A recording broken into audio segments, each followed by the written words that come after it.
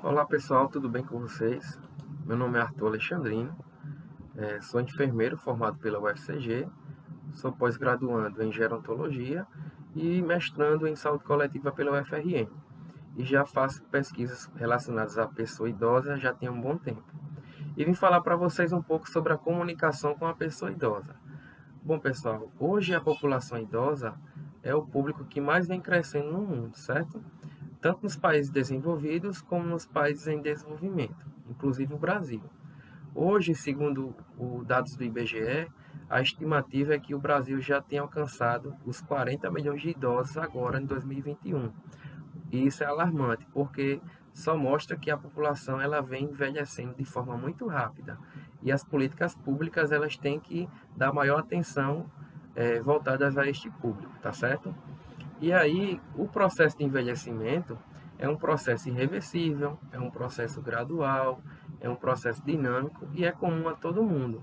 Ou seja, eu nesse momento que estou falando com vocês, estou envelhecendo e vocês também estão envelhecendo. Ou seja, a gente sempre vai estar envelhecendo, certo? E aí, à medida que a gente vai envelhecendo, a gente vai tendo um declínio nos aspectos, seja eles biológicos, psíquicos, cognitivos, intrínsecos ao nosso corpo, certo? Ao nosso organismo, e também vai ter um declínio em relação às relações sociais, sobretudo a comunicação. A comunicação, como vocês sabem, é considerada uma necessidade fundamental do ser humano para que ele possa interagir, para que ele possa se socializar e também possa exercer sua dignidade, certo? E a comunicação, ela não envolve só a questão da fala. Ela envolve a escrita, envolve gestos, expressões, tá bom? Sinais. Às vezes, o idoso, por exemplo, ele pode chegar no hospital com a pressão bem elevada, ele pode apresentar um machucado e dizer que foi um acidente doméstico, que escorregou, que teve um estresse com alguma coisa. E aí, quando a gente vai conversando com ele, a gente acaba percebendo que não foi aquilo que ele contou, foi outra coisa, certo? E aí a gente tem sempre que estar atento, não só ao que ele fala, mas ao que ele demonstra. Por isso que a gente tem sempre que ter uma boa observação em relação aos aspectos voltados ao idoso. Não só o que ele fala, mas também o que ele demonstra.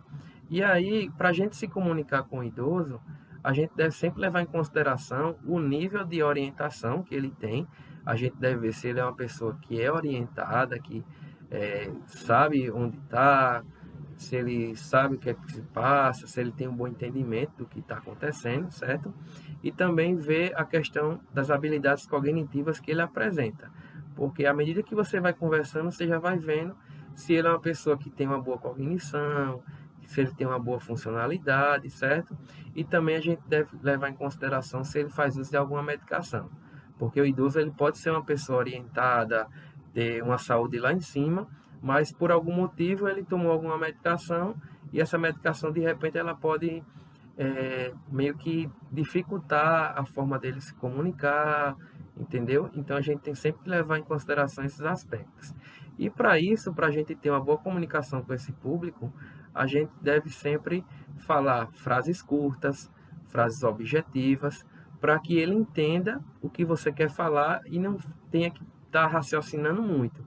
Porque o idoso, se você for fazer uma pergunta muito longa a ele, ele acaba não compreendendo bem. Então, seja claro, seja objetivo no que você quer perguntar, certo? Chame ele sempre pelo nome. Por exemplo, o nome do idoso é Seu Francisco. Então, Seu Francisco, o senhor pode me responder isso, isso, aquilo? Ou então, você pode perguntar como ele prefere ser chamado. De repente, ele tem um apelido de Chiquinho e gosta de ser chamado por Chiquinho. E aí você vai falar, seu Chiquinho, me responda isso aqui, tá certo? A gente deve evitar infantilizar o idoso, usar termos no diminutivo, eles não gostam disso, a não ser que você seja uma pessoa muito próxima dele, que já tem uma intimidade, para estar chamando ele dessa forma. Mas se você não tem esse contato, essa aproximação, é bom que você evite esses termos de vovozinho, lindinho, queridinho, esse tipo de colocação, tá bom? Outra coisa é vocês sempre fazer uma pergunta por vez. Não adianta você fazer 3 perguntas seguidas, porque ele acaba não raciocinando bem todas as perguntas, e aí ele não vai lhe responder como você espera. Então é bom que você faça uma pergunta por vez, espere ele responder. Caso ele não responda do jeito que você esperava, você pode estar repetindo essa pergunta para ele, usando outras palavras, mas sempre espere ele responder para começar outra pergunta, tá bom? Outra coisa também é que você deve tentar falar não tão rápido, mas também não tão devagar, certo? À medida que você vai conversando com ele, você vai percebendo como é que você pode estar agindo em relação a isso, porque às vezes se você fala rápido demais, ele acaba não compreendendo, ele acaba não entendendo o que você está falando. Se você falar muito devagar, ele pode pensar que você está chamando ele de uma pessoa que não tem condições de entender as coisas, então ele levar para o outro sentido. Então é bom que você sempre tente ver pela conversa com qual velocidade você vai estar falando com esse idoso, certo? Mas de preferência, fale pausadamente, tente falar de forma clara, tá certo? Tente não usar gírias, principalmente essas mais novas, que é da população mais jovem. Tente falar num linguajar que ele entenda. Se ele se é um idoso do Nordeste, por exemplo, eu não vou falar com as gírias ou com os termos utilizados lá no Rio Grande do Sul. A gente tem sempre que falar de um jeito que ele entenda, dentro da cultura que ele convive, tá certo? Porque assim a gente vai tentar passar uma melhor comunicação para ele entender e, consequentemente, ele vai entender e vai responder de acordo com o que foi perguntado. Outra coisa também é sempre falar olho no olho com esse idoso. Estar de frente para ele, olhar nos olhos dele e dar a atenção que ele merece, certo? O idoso, ele é uma pessoa que não gosta de interrupções. Se por acaso você estiver conversando com um idoso e por algum motivo você distanciar o foco ou parar de prestar atenção nele para dar atenção a outra coisa, ele acaba não gostando, ele acaba se irritando, ficando chateado. Então, quando for conversar com um idoso, sempre tente manter o foco nele. Ele é o centro da sua atenção naquele momento, tá certo? Outra coisa, espere ele acabar para poder falar. Se você perguntou uma coisa a ele, deixe ele terminar de responder para depois você falar. Por quê? Alguns idosos ele acabam se empolgando nas respostas, começam a entrar em outros assuntos e tal. E aí, quando você vai interromper, você acaba sendo um chato, você acaba sendo uma pessoa que não está dando atenção para ele, pelo menos para ele, ele entende isso. Então, você deve sempre esperar ele terminar de responder para depois você dar andamento ao resto da conversa, certo? O resto do diálogo. Outra coisa, ou talvez uma das mais importantes, demonstre sempre afeto pela pessoa idosa, certo? Como eu já falei, o idoso é uma pessoa que gosta de atenção, ele gosta de ser o centro do diálogo. Então, se você está conversando com o idoso, respeite ele, dê a atenção que ele merece, escute ele com calma, certo? Que você pode ter certeza que vai ter um bom diálogo e vai ter boas respostas quanto a um diálogo com a pessoa idosa. Outra coisa é cuidado com o tom de voz que você vai estar conversando com esse idoso, porque de repente o idoso ele é sensível a barulhos fortes ou algo que faça algum chiado, alguma zoada.